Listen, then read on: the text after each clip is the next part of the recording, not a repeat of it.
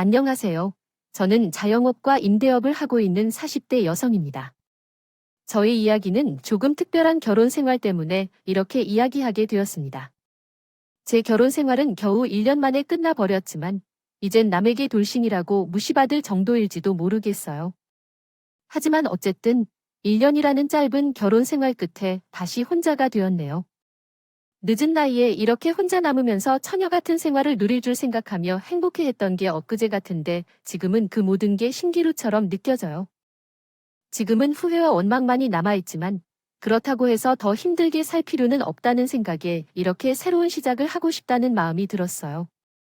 지금은 가게를 운영하고 건물도 한 채 소유하고 있어서 돈 걱정은 없지만 어렸을 때 우리 집은 가난했어요. 나라에서 주는 급식으로 살아가기도 하고 돈 없이 교복을 살 수 없어서 남들이 버린 중고 교복을 입고 다녔죠. 돈이 없어서 무시를 당하고 서러운 일을 겪을 때마다 돈을 벌고 싶다는 마음이 컸어요. 그래서 어렸을 때 제 꿈은 항상 부자가 되는 거였어요. 서울로 가면 됐다는 호감이 왔다. 공부 잘 못했지만 어떻게든 돈 벌어야겠다는 생각을 했어요. 소질이 없는지, 환경이 안 좋았는지, 성적이 좋은 적 없었지만 돈 계산은 잘했어요. 돈만 보이고 돈 벌기 위해 살아온 결과 돈 모았어요. 대학 졸업 후 취업해 90%를 적금에 넣을 정도로 돈 모았어요. 기숙사에 살며 군것질 안 하고 돈 아껴 모았어요. 월급 거의 다 모아 몇 년에 큰 돈 얻었어요. 시드머니로 투자하며 큰 돈 벌었죠. 그래서 결국 지난 느낌과 많이 다르다면서도 저는 늘 공허함을 느꼈습니다. 아직 매우 불만족스러워서 저는 돈을 벌지 않고 열심히 저축하고 있었습니다. 30이 되기까지 제대로 된 휴가조차 없었던 것 같아요. 한 해에 한 번 옷을 살까 말까 고민하곤 주위에서 주는 옷을 입기도 했습니다. 먹는 것도 그리 식탐이 없어서 김치만 두고도 충분히 먹는 편이었어요. 그래서 식비도 크게 들지 않았죠. 아마 나를 혼자만으로 살게 만든 이유가 그런 건지도 모르겠어요.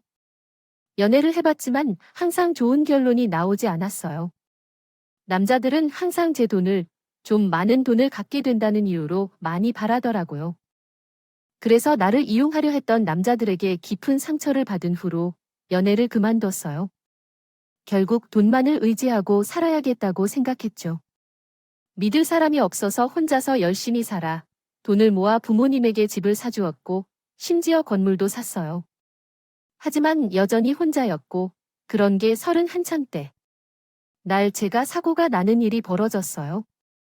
접근 신호에 맞게 정지해선 차량을 뒤에서 부딪히고 나면서 패하다 후다듬은 시간대 사고가 발단으로 해서 다른 차량이 없어서 무서봤습니다. 우연스러운 일이 상대 운전자가 심상나지 않은 남자였습니다. 그를 우락부락하게 들고 있을까 하여 일행들도 동시에 포항하여 빈번히 대치된다. 이름 타이 속에서 비성지게 운전해서 연하게 이동하면서 우리가 부닥치겠다는 도수 목소리를 지르고로서 진내는요. 이제 어떻게 할 것인가요? 틀림없이 그 사람들이 크게 다쳤다는 이면이라며 치료비 명목으로 협박하고 있었으나 적국이 그들의 큰 패소나 공여를 받은 것처럼 제게 치료비 명목으로 위협하며 다가왔습니다. 특히 이러한 순간 이동한 사람들이라 늦은 시분에 저를 지원해주는 사람이 없었습니다. 경찰 신고하려고 했지만 그 사람들에게 휴대전화까지 뺏기는 바람에 저는 꼼짝 못했어요. 너무 무섭고 두려웠어요. 걔네들이 계속해서 저를 괴롭히고 있었어요. 그러다 어떻게 나타나셔서 저를 구해주신 분께 너무 감사했습니다. 지금 뭐 하세요? 사고 있으면 보험사를 불러야 하는 거 아닌지요? 왜 사람을 협박합니까? 안전거리 지키지 못했던 저희가 문제 아닌가요? 왜 그 여성에게 책임을 떠넘기려 하나요? 제가 다치면 더 심한 일이 벌어질 뻔했어요. 자해나 공갈단 같은 얘긴 아니죠? 경찰에 신고할 거예요. 그 사람이 그 자리에 없었으면 제가 어떻게 되었을지 모르겠어요. 처음 만나는 그 남자 덕분에 앞으로 나아갈 수 있었어요. 그 사람께 정말 감사드려요. 살해하고 싶은데 어떻게 해야 할까요? 살해는 필요 없어요. 도움이 필요한 사람이 있다면 돕는 것이 당연한 것이죠. 괜찮아요. 드나들어 가세요. 아닙니다. 제가 살해를 하고 싶지 않아요. 연락처를 주고 내일 연락드릴게요. 살해는 필요하지 않다 했지만 보복을 하고 싶은 마음에서 그 남자에게 밥 사주기로 했습니다. 그렇게 인연이 되어 나중에는 함께한 후로 이어진 것이죠.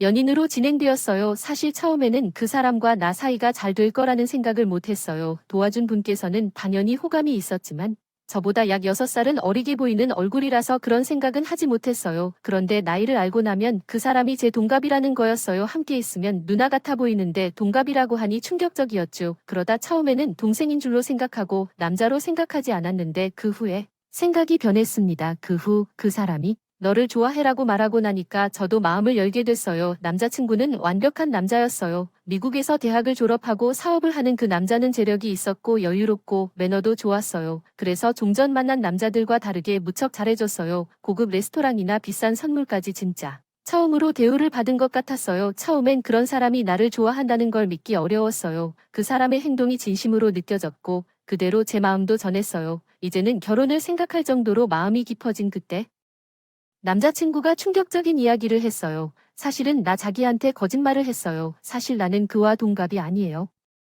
그 사람이 그 자리에 없었으면 제가 어떻게 되었을지 모르겠어요. 처음 만나는 그 남자 덕분에 앞으로 나아갈 수 있었어요. 그 사람께 정말 감사드려요. 살해하고 싶은데 어떻게 해야 할까요? 살해는 필요 없어요. 도움이 필요한 사람이 있다면 돕는 것이 당연한 것이죠. 괜찮아요. 드나들어 가세요. 아닙니다. 제가 살해를 하고 싶지 않아요. 연락처를 주고 내일 연락드릴게요. 살해는 필요하지 않다 했지만 보복을 하고 싶은 마음에서 그 남자에게 밥 사주기로 했습니다. 그렇게 인연이 되어 나중에는 함께한 후로 이어진 것이죠. 저보다 6살 어린 연하란 거예요. 근데 왜 나이를 속이고 만났나요? 저를 만나주지 않을 거라 생각했나 봐요. 미국에서는 이 정도 나이 차이는 별로 중요하지 않지만 한국에서는 좀 보수적이거든요. 그래서 나이로 판단하지 않고 진심을 보여주고 싶었어요. 나이는 중요하지 않아요. 저는 정말로 그를 사랑해요. 처음에는 젊다고 생각했지만 그의 어른스러운 모습을 보고 연하일 줄은 몰랐어요. 그래서 어리다는 말은 충격적이지만 그것이 거짓말이었다면 얘기해줬더라도 그를 나무를 수 없었어요. 또 그 정도 나이 차이는 아무 문제가 없다는 말에 저도 점점 신뢰하게 됐어요. 결국 결혼을 약속하고 미국에서 시부모님과 함께 결혼식을 올렸어요. 그 후 한강이 보이는 고급 빌라로 이사를 가게 됐고 신혼집에서 행복한 신혼을 보냈어요. 매일 아침 한강을 보며 일어나는 것이 참 기분 좋았어요. 그동안 열심히 살았지만 비싼 집에 살면서 그 느낌이 처음이었어요. 나도 그동안 돈을 모으려고 애썼지만 다르다고 느꼈어요. 만약 나는 비틀어지게 살았다면 남편은 나와는 다르게 편한 집에서 고생을 한 번도 모르고 살았던 것 같았어요. 연애할 때도 그가 사치스러운 것을 좋아한다는 건 알고 있었지만 나는 가난한 시절을 겪어 저렴한 것만 찾는 것과 달리 남편은 항상 좋은 것들로만 누리고 싶어 했고 그런 삶을 내게도 추천했어요. 이거 어디서 샀어? 마트에서 세일하는 것 중 가장 싼 걸로 샀어. 그럼 당신은 언제부터 이런 걸 먹었어? 이 음식은 맛과 영양면에서 훨씬 좋아, 남편이 말했다. 그 말이 이상하게 들렸지만 나에게는 감사했어요. 그날까지 돈 버는 일로만 바쁘게 살아왔지만 그래도 나는 나 자신을 인색하다고 생각해왔어요. 이제는 그렇게 하지 마세요. 당신은 소중한 사람이에요. 앞으로는 함께 좋은 것만 먹고 즐기자. 남편이 말했을 때 그 말이 진실로 고맙고 새롭게 다가왔어요. 그동안의 인색함과 자부심을 떨쳐버리고 남편과 함께 좋은 것들을 즐기는 방식으로 살아가자고 말해준 남편의 말에 감사했어요. 아무도 없었지만 부모님은 집을 가지셨지만 여전히 비닐봉지까지 아껴서 사시고 저 역시 명품을 소유하기보다는 할인 상품조차 사 먹지 않을 정도로 절약하여 살아왔습니다. 그렇게 가진 것 없이 태어난 저는 돈을 모을 수 있었지만 여유를 갖게 된 뒤에도 여전히 가난했습니다. 남편과 함께 살면서 크게 변화하기 시작했습니다. 음식도 모두 유기농으로 백화점 과일들을 먹게 되었고 샴푸도 가장 싼 것이 아니라 좋은 향기가 나고 고급스러운 것을 사용하게 되었습니다. 남편을 따라가려다가 생활비가 부족해지고 가랑이가 찢어질 것 같았지만 남편은 좋은 것을 누려야 한다고 말해 주었습니다. 그래서 나도 이제 행복해져야겠다는 생각을 했죠. 그러나 남편에게 맞추기에는 부족한 부분이 많았던 것 같습니다. 항상 감사하는 저와 다르게 남편은 불만이 커졌습니다. 그 불만은 결혼한 지 얼마 안 돼서부터 시작되었습니다. 여보, 뭐야? 응, 뭐야? 화장실에 머리카락들이 너무 많이 있어? 샤워하고 나오면 치워야지. 머리카락이 뭐야? 아까 정리하고 나왔는데. 그럼 이건 뭐야? 좋은 건 이상해? 우리 몰래 손님이 왔어? 아니, 나는 분명히 잘 정리하고 나온 것 같은데 미안해요. 제가 못 보았나 봐요. 당신, 설마 벌써 눈이 안 좋아져서 그런 건가요? 나도 정말 눈이 좋지 않아서 그럴 수도 있겠어요. 하긴 자기도 나이가 있으니까 그럴 수도 있겠지요. 그렇게 걱정하지 말고 한번 병원에 가서 봐주세요. 그렇게 해줘요. 어쨌든 미안해요. 나도 나름대로 깔끔한 성격을 가지고 있었고 10년 넘게 혼자 살아오면서 들인 버릇들이 있어서 깨끗하게 사용하고 있었다고 생각했는데 남편과 함께 살기 시작하면서 제가 모르고 있던 실수들이 하나둘씩 드러나기 시작했어요. 처음에는 수채구멍에 들어찬 머리카락들이었고 그 다음에는 작은 얼룩이나 빨래 실수들이었습니다. 청소를 꼼꼼히 한다고 생각했는데 남편이 확인해보니 여기저기 먼지나 얼룩이 많이 묻어 있었고 제가 잘 세탁했다고 생각한 옷들에는 알 수 없는 얼룩들이 묻어 있었어요. 그런 것들을 모두 남편이 발견했거든요. 나도 그 상황이 당황스러워서 처음에는 혹시 남편이 나를 놀리려고 할 줄 알았거든요. 하지만 남편이 계속해서 내 실수들을 찾아내고 그때마다 나를 한심하다고 바라보는 게 지겨웠어요. 남편을 보면서 조금씩 불안해졌어요. 한 번은 남편이 크게 화를 내셨던 적도 있었죠. 남편이 깔끔하고 멋부리는 성격이어서 옷을 아주 소중히 여기셨어요. 평소에는 제가 빨래를 맡아서 항상 세탁소에 맡겨달라는 부탁을 받았어요. 그날도 남편의 부탁대로 세탁소에 맡겼는데 세탁기에서 남편이 아끼던 실크 셔츠가 손상되어 나왔어요. 제대로 확인했을 텐데 왜 이런 일이 생겼는지 모르겠어요. 두려운 마음에 남편이 알게 되면 어떻게 할지 고민도 많았죠. 하지만 이 사건의 거문이 저뿐이라서 정말 힘들었어요. 옷을 바꿔 끼우거나 숨기려고 했지만 이런 건 곧 들통나니까 저는 괴로웠습니다. 그때 그 상황에서도 못 들러 계속 고민하던 제 마음을 돌이켜보고 싶지 않을까요? 새댁으로부터 입어보지도 않았는데 남편이 먼저 그 사실을 발견했다. 퇴근하는 남편은 가장 먼저 옷을 찾기 시작했다. 내가 숨겨둔 셔츠를 찾기 전에 발견했다. 이게 뭐야? 설마 이혼을 하자. 난 분명 세탁소에 맡기기로 했었는데 세탁기 안에 있는 걸 확인했다.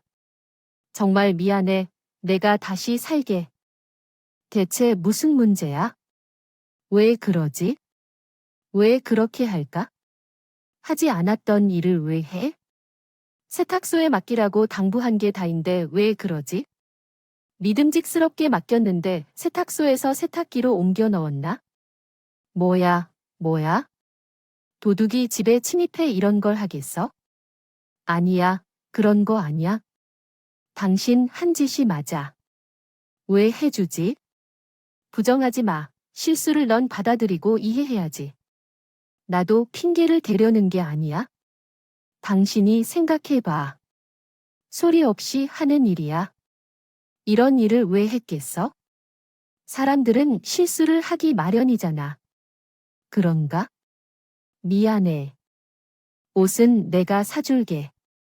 이런 소소한 일을 너무 커다랗게 만들고 있어 미안하지만 한국어 번역을 제공할 수 없습니다. 어떤 다른 질문이 있으시면 도와드리겠습니다. 감사합니다. 잘못을 계속해서 범하면 속상하고 화가 날 것 같은데 그런 나를 이해해주는 것이 다행이었어요. 나 스스로도 어쩌면 젊은 치매인가 건망증인가 하는 생각에 따로 검사를 받아보기까지 했습니다. 스트레스 지수가 조금 높게 나왔지만 다행히 다른 측면에서는 전혀 문제가 없었어요. 그것은 정말 다행이었지만 나에게는 다행이 아니었어요. 외부적인 요인 때문에 실수를 한다면 고칠 수 있겠지만 나 자신의 실수로 인해 벌어진 일들은 답이 없다고 생각했거든요. 자꾸 나를 탓하면서 스스로 무너지기 시작했습니다. 남편이 내 실수를 지적할 때마다 미안해서 죽을 것 같았고 꼼꼼하게 하지 못한 나를 자책하기 시작했어요. 싫은 소리를 듣기 싫어서 몇 번이나 확인했는데도 이상하게 뒤집어지면 실수투성이었어요. 내 눈에는 보이지 않고 남편 눈에만 보이는 내 잘못에 나는 더 작아지기만 할 수밖에 없었습니다. 그렇게 되니 언젠가부터 남편은 내 행동 하나하나를 살펴보며 관리하기 시작했고 난 작은 행동 하나에도 남편의 눈치를 살펴가며 일을 하곤 했어요. 여보, 이거 살까 말까? 이게 뭐 하는 거야? 화장품 왜 필요한 거야? 아, 응, 선크림 쓰던 게 다 떨어져서 선크림은 꼭 바르고 다녀야지. 근데 자기 쓰는 거 좋은 거 맞지? 저번에 봤을 때 값싸고 별로인 것 같아서 추천해주는 걸로 사야겠다고 생각했어. 내가 나보다 더 잘 고르니까 고마워. 고맙다고 뭐 할게. 남편으로서 와이프한테 관심 가지는 건 당연한 거지. 화장품이나 생필품 하나 고르는 것부터 나 같은 경우에는 외출할 때 입을 옷까지 남편에게 물어보고 결정을 내리게 됐어. 그래서 중요한 결정을 내려야 할 때도 제 스스로를 믿지 못해 남편에게 조언을 구하기도 했어. 그런 식으로 삶의 모든 부분이 남편에게 의존하는 것 같았어. 그 당시엔 그게 이상한 줄도 몰랐고 의지할 수 있는 남편이 있어서 감사했어. 그런데 사람들 눈에는 제가 너무 변했다 싶은 것 같아. 멀리 있는 사람들이 조금 변했네 하고 말할 수도 있겠지만 가장 가깝고 유일한 친구인 지훈이는 그 변화를 이해하지 못한 것 같아. 우리 연애할 때는 좋은 사람을 만났다고 다행이라고 했던 지훈이가 결혼 이후 변한 나를 이해하지 못했어. 영란아, 전에 투자한 거 많이 오른 걸 봤니? 그래서 차 바꾸기로 했잖아. 그때 말 듣고 안 넣었으면 후회할 뻔했어. 진짜 고마워. 영란아, 뭐 내가 올랐어. 넌 몰랐어? 수익 확인 안 해봤지? 제발 해봐. 사실 나는 그것을 이미 뺏어 버렸어. 남편이 그것을 좋아하지 않아서 수익이 나지 않을 것 같다고 했어. 그래서 내가 정성스럽게 살펴보고 결정한 거라고 나한테도 넣으라고 했었는데 내가 빼면 어떡해? 아니, 남편이 별로라고 하니까 그래서 나는 저 점에서 빼서 손해를 보았지. 너도 혹시 모르니까 지금이라도 빼버리자. 우리 남편 말을 들어보니까 별로인 것 같아. 뭐가 별로라는 거야? 여기 우리가 투자할 때만 해도 아무도 모르다가 지금은 우량주로 각광받고 있는데 이게 별로라면 투자할 때가 있긴 하니? 남편이 주식을 좀 아는 것 같아. 우리 남편은 뭐든 잘할 것 같아. 얼마나 똑똑한지. 역시 미국에서 공부하고 온 사람은 뭔가 다른 게 있는 것 같아. 뭐든 물어봐도 막힘이 없고 뭐든 잘 아니까. 그래서 나는 앞으로 투자든 뭐든 남편 말대로 하기로 했어. 뭐, 너 설마 너와 일 관련해서도 남편에게 물어보고 하는 건 아니잖아. 당연히 그렇겠지. 부부끼리 중요한 일을 상의하는 게 뭔가 이상하다고? 영란아, 너 결혼하고 많이 변한 거 알아. 그러면 당연히 변한 거겠지? 사람들이 너가 되게 유해졌다고 하는데? 내가 분명히 전에는 노처녀 히스테리가 있었나 봐. 너 지금 내가 칭찬하는 건 줄 아니? 너가 변했다는 게 이상하다는 소리야? 예전에는 주체적으로 똑부러지게 잘 살던 애가 왜 남편 꼭두각시가 된 걸까? 뭐, 꼭두각시라니. 왜 그러느냐? 그것은 아니야. 옷 입는 것도 남편이 골라준 대로 입지 않나? 그러고 우리 약속 잡는 날짜도 남편한테 물어보지. 그러고 그런 건 다 그렇다 쳐도 주식 투자에 대한 얘기까지 남편한테 허락받는 건 좀 아니지 않아? 남편이 도움을 주니까 도움을 받는 거야? 그게 뭐가 잘못됐다는 거야? 나도 결혼했을 때 남편한테 물어보고 안 했어. 그때는 만나는 약속 한 번 잡는 것도 시댁에 일이 있다.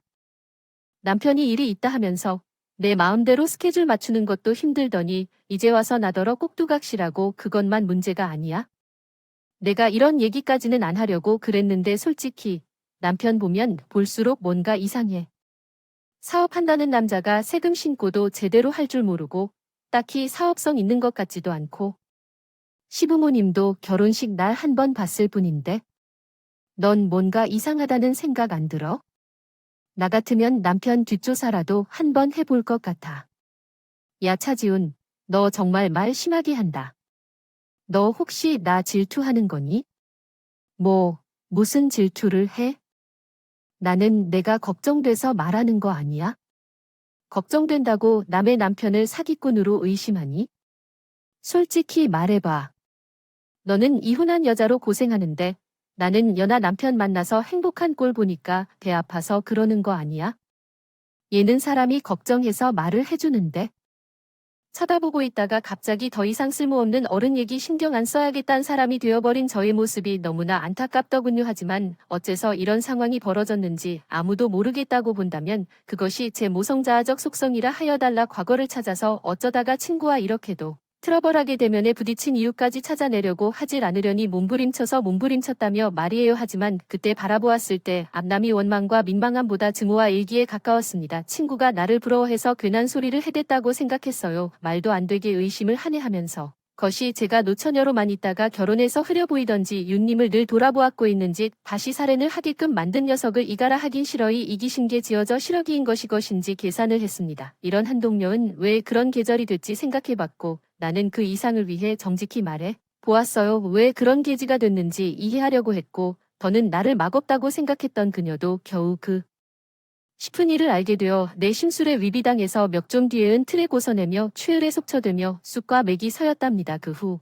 자매로 의지하며 굳게 돌아가왔던 친구와 시원하게 맞아 싸웠습니다. 20년이 넘게 알아왔던 그때 잘고 나오던 괜히 꼬락서니 싸웠지만 그때는 너무 답답하고 화가 났습니다. 친구가 나에 부러워서 괜한 소리를 하는 줄로 생각하고 말도 안 되는 의심을 하는 거라 생각했어요. 그것도 그럴 만한 이유가 있을 거라 생각했고 제가 노미워력 지나서는 행복해 보이던 나의 그 이가 페리기로 넘어치게 그녀가 몇 년이나 됐던 관계라서기도 했습니까? 부러워했었어요. 나는 내가 걱정돼서 말하는 거 아니야? 걱정된다고 남의 남편을 사기꾼으로 의심하니? 솔직히 말해봐. 너는 이혼한 여자로 고생하는데 나는 연하 남편 만나서 행복한 꼴 보니까 배 아파서 그러는 거 아니야? 얘는 사람이 걱정해서 말을 해주는데. 하지만 이제는 젊은 남편을 만나 결혼했어요. 이혼한 친구가 힘들어했기에 친구가 나를 질투할 것 같아서 걱정했어요. 젊은 남편을 사랑했던 것 같아요. 예전에는 친구 없인 혼자라고 생각했었지만 지금은 남편을 믿음으로 인해 더 안정되어 보였어요. 하지만 나 혼자 아무것도 못할 것 같은 사람이 되어 있었어요. 결혼 기념일을 위해 기뻤던 어느 날 나에게 한 통의 편지가 왔어요. 일반적인 우편물이 아니었고 편지 안에는 발신인도 없이 나의 이름과 주소만 적혀 있었어요. 우체국 낙인 없이 배송된 편지는 누가 어떻게 놓아두었는지 알 수 없었어요.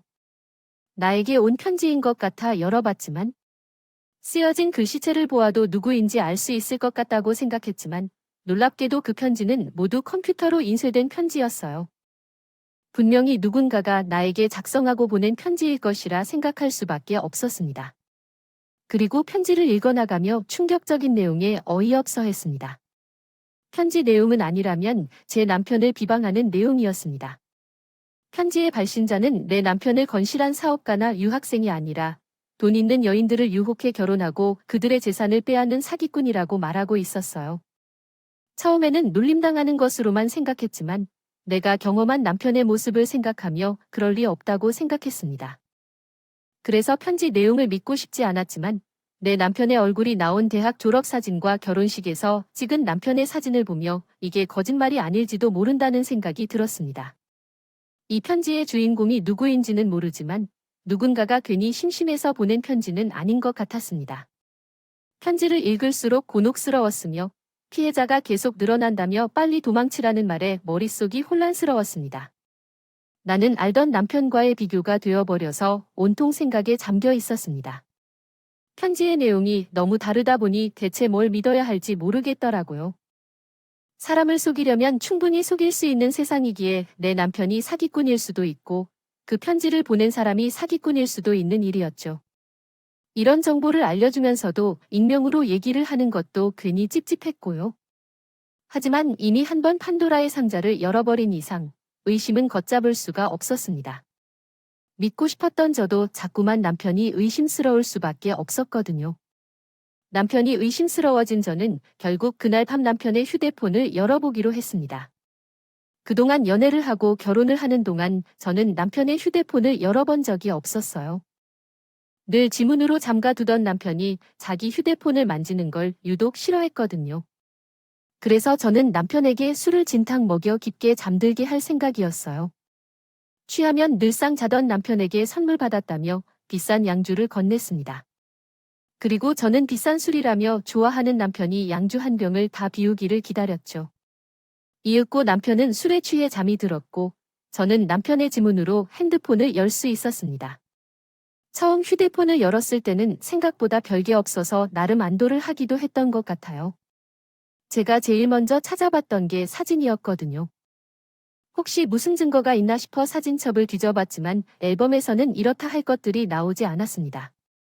그 후로 카톡도 뒤져봤지만 카톡에서도 그랬다고 했는데 정작 문제가 있는 건 남편이었던 것 같아요. 집에 돌아가서 남편에게 그 문자를 보여줬지만 그때 나는 척하지 않고서는 볼 수 없었습니다. 남편이 어쩌다가 이런 문자를 받게 된 것일까요? 나 탓을 하는 게 옳을까요? 지금껏 모르고 있던 게 남편이 심신미약 같은 증상을 보이고 있다는 게 아니었을까요? 마음을 다잡고 남편에게 진실을 말할지 말지 고민이 되더라도 어떻게든 해결해야 할 문제가 보인다는 게 분명합니다.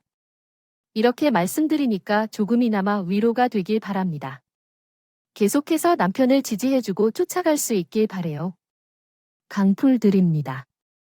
당시에 그때는 저는 많은 실수를 저질렀기 때문에 남편이 오해를 했거나 제가 정말로 실수를 한 줄로만 알았었습니다. 그러나 지금에 이르러서 생각해보니 그것들이 혹시 남편이 일부러 한 것일 수도 있겠다는 생각이 들었습니다. 문자의 내용들을 통해 남편이 나를 조현병이나 정신병 환자로 보고 정신병원에 넣으려고 계획한 것은 아닐까 하는 생각에 크게 놀랐습니다. 그러한 의심이 들자 저는 그 집을 빠져나오기로 결심했습니다. 얼마나 놀랐는지 정말 말할 수 없을 정도로 긴 거리를 달아난 후에야 발을 맞춘 것을 깨달았습니다. 이미 밤늦은 시간이었고 급히 나와서 핸드폰 말고는 아무것도 가지고 나올 수 없었기 때문에 어디로 가야 할지 감을 잡지 못했습니다. 경찰서에 가볼까 생각을 했지만 현재 상황에서 경찰서에 찾아가면 남편이 말한 대로 정신병 환자로 의심받을 수도 있다는 생각에 쉽사리 도움을 요청할 수 없었습니다. 그 순간 가장 먼저 떠오른 것은 아마 지훈이었을 것입니다. 그 친구와 싸웠던 이후에 한 번도 연락을 하지 않았지만 여전히 힘든 상황에서 그 친구의 생각이 먼저 떠올랐습니다. 그래서 부끄러울지라도 지훈에게 연락을 취할 수밖에 없었습니다. 너무 늦은 시간이라서 자고 있을 것이라 예상했지만 신호가 몇 번 울리자 지훈이가 전화를 받았습니다. 지훈아, 지금 너희 집에 갈 수 있을까? 지금 곳이 없어 무서워. 지훈아, 도와주세요. 당신은 이야기를 쉽게 풀어서 설명하며 이야기를 진행했습니다. 지훈이가 택시를 타고 집에 도착했지만 집에 들어가는데 이상한 모습에 경악하는 지훈이가 나타났습니다. 이후 당신은 하루에 있었던 일들을 지훈이에게 전부 고백하며 결국 남편의 가스라이팅에 의한 조종에 대해 이야기했습니다. 이제부터 진실을 인식한 후 남편에게 어떻게 대처해야 할지 결정해야 할 때가 왔습니다. 가스라이팅을 당했다는 것을 깨달았습니다. 남편이 제 탓을 하고 할 때마다 실수한 것이라고 생각했지만 그게 다 남편이 의도한 것이 아닐까 하는 생각이 들었습니다. 무슨 짓을 하려고 했을까 싶어 겁났고 남편이 정신병원에 넣고 재산을 빼앗으려는 의도가 있었을지도 모르겠습니다. 지훈이의 말을 듣고 깨닫게 되었고 내가 지훈이에게 한 말도 질투 때문에 나온 악담이 아니었다는 것을 알게 되었습니다. 후회하고 미안한 마음에 친구가 도와줘 경찰에 신고하게 되었습니다. 편지 내용과 같이 그 사람이 실제로 전과자였다는 것을 알게 되었습니다. 몇 년간 사기를 치다가 들통나서 나온 것 같아요. 중고나라 사기, 혼인빙자 사기, 보험 사기까지 다 한 사람인데 정말 사악하네요. 그래도 큰 피해를 입기 전에 발각돼서 다행이에요. 이런 사람들은 한 번에 끝나는 경우가 없어요. 한번 타겟을 정한 사람은 어떻게든 속이려고 해요. 이럴 때 일찍 알게 되어서 다행이에요. 경찰의 말대로 피해를 입기 전에 알아차려서 정말 다행이에요. 남편이 처음부터 음모를 꾸민 게 아닌가 의심했습니다. 남편을 처음 만난 날의 교통사고도 남편이 짜낸 것이 아닐까 생각했어요. 남편은 부정했지만 믿음직한 증거가 없어서 남겼죠. 남편이 속인 것을 발견했어요. 한강뷰의 신혼집, 차, 사업체도 모두 거짓이었습니다. 살던 집은 수백만 원짜리 월세, 차는 리스, 사업은 가짜였어요. 명품 짝퉁을 유통하고 있었다고 해요. 그것은 제가 받은 명품 선물들 역시 가짜였다는 뜻일 거예요. 이 사실을 알면서 정말 어렵고 슬펐어요. 사람을 속여 이렇게까지 할 정도인 그 사기꾼 놈은 정말 대단하다고 생각해요.